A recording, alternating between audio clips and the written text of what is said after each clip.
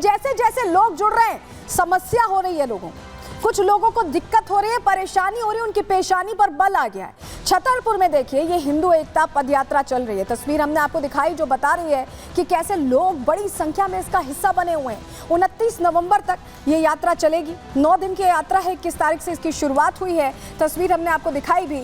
और यात्रा में सनातनियों की कैसे भीड़ उमड़ी है, ड्रोन एंगल से हमने आपको शॉट्स दिखाए हैं। आप देख रहे हैं कि लगातार जात पात भूलकर हजारों की संख्या में, सैकड़ों की संख्या में लोग जुड़ते जा रहे हैं। और ऐसे में ये समझिए कि जात पात की बेड़ियां टूटती दिखाई दे रही हैं और यही तस्वीरें लोगों को टेंशन में डाल रही हैं। हजारों की तादाद में लोग यात्रा से जुड़ रहे हैं, सिर्फ साधु संत समाज के लोग नहीं हैं, आम लोग हैं, मेरे आपके जैसे लोग हैं जो इस यात्रा का जो मकसद है उससे इत्तेफाक रखते हैं, उसके साथ आगे बढ़ रहे हैं। और हिंदुओं की जो एकता है उसको देखकर बांटने वालों में छटपटाहट है।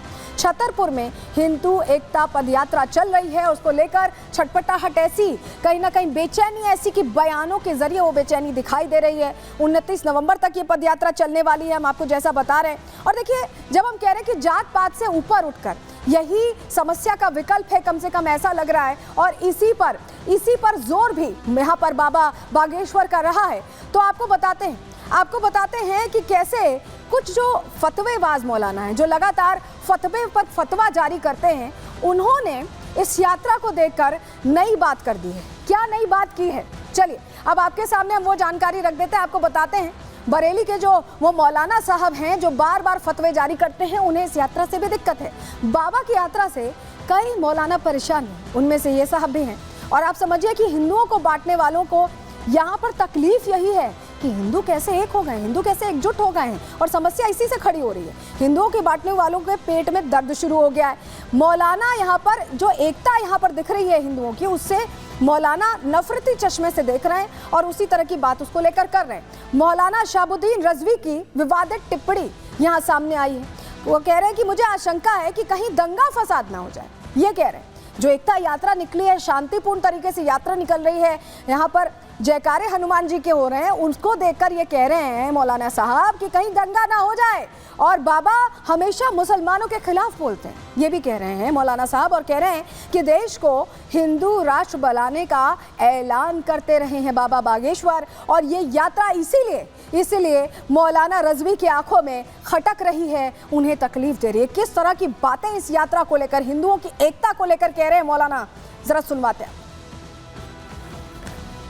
हमें अंदेशा है और शक है कि कहीं ये यात्रा उनकी सांप्रदायिक न हो, इसलिए मैं हुकूमतों से कहूंगा कि वो उनकी यात्रा पर पाबंदी लगाएं, कि इसलिए कि वो इस तरह की जुबान इस्तेमाल करेंगे, कहीं ऐसा न हो कि ये उनकी यात्रा अमन शांति के बजाय ये सांप्रदायिक रूप इख्तियार कर ले और हिंदू और मुसलमानों के दरमियान एक बड़ा तनाव पैदा करे।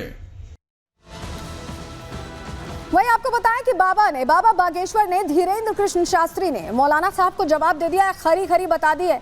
शहाबुद्दीन रिजवी को बाबा ने एकदम सीधे से जवाब दिया है कि दंगा जो कह रहे हैं कि दंगा हो जाता है, ऐसे में दंगा फसाद ना हो जाए, बाबा कह रहे हैं कि दंगे को रोकने के लिए ही ये यात्रा निकाली गई। वो क्लियर बता रहे हैं।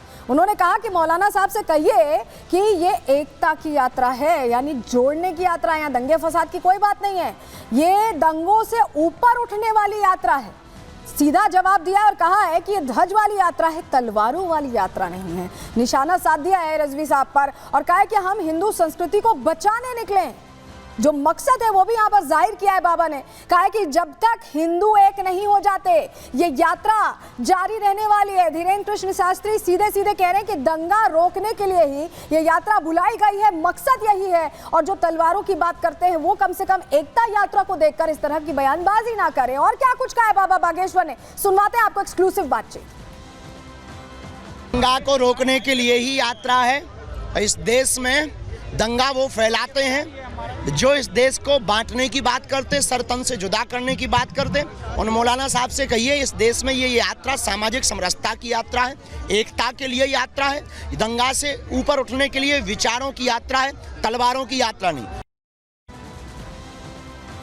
और एक तस्वीर आपके लिए देखना इसलिए जरूरी हो जाता है कि जो बाबा निकले 160 किलोमीटर का जो यात्रा वो सफर पर निकले हैं वो इतनी आसान नहीं है, लेकिन एकता के लिए वो प्रण जो लिया है उसके लिए निकल गए। ये तस्वीर देखिए, बाबा के पैरों में छाले पड़ गए क्योंकि पैदल यात्रा लगातार कई किलोमीटर चल रही है, दूसरा दिन है और लगातार चलने की वजह से छाले पड़े हैं, लेकिन इसके बावजूद जो मकसद है, जो मंशा है वो जोड़ने की है और यही वजह है कि लगातार जारी है यात्रा।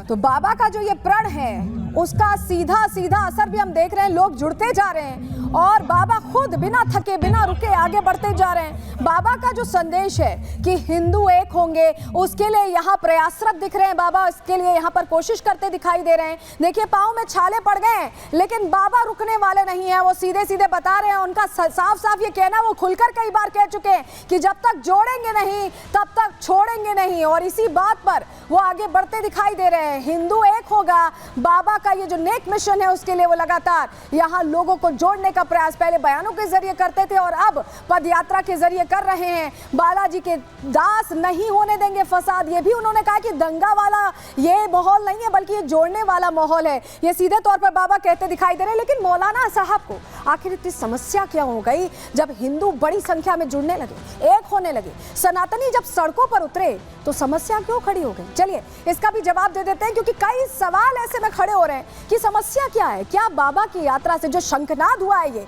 सनातनियों के एक होने का, उससे डर गए मौलाना साहब? यात्रा पर सवाल खड़े करने का क्या मकसद है, क्या प्रश्न बनता है?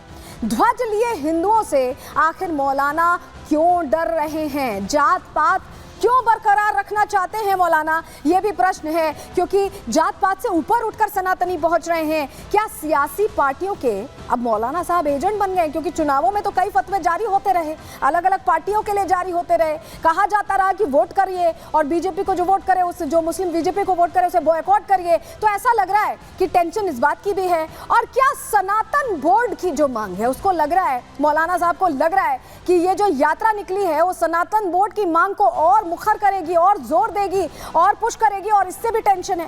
क्या हिंदू राष्ट्र की मांग जो बाबा बागेश्वर कई मंचों से करते रहे, कई बार बोलते रहे, और सनातनी जब जुड़ रहे हैं तो टेंशन इस बात की भी है कि हिंदू राष्ट्र की मांग को लेकर अब मौलाना साहब डर गए, क्योंकि बयान कम से कम यही बता रहा है कि दंगे फसाद का जिक्र आ जा रहा है। हमारे साथ हमारी सहयोगी काजल जुड़ रही है, लगातार यहाँ पर एकता यात्रा को कवर कर रही, हिंदू जोड़ो यात्रा को। काजल, जो तस्वीर हमने देखी, जो बातचीत आपसे हुई, सीधे मौलाना साहब को तो जवाब दे दिया बाबा बागेश्वर ने और बता दिया कि मकसद जुड़ने का है, और सनातनी जिस तरह से भगवा रंग में रंगे नजर आ रहे हैं, लग रहा है कि मकसद पूरा भी हो रहा है।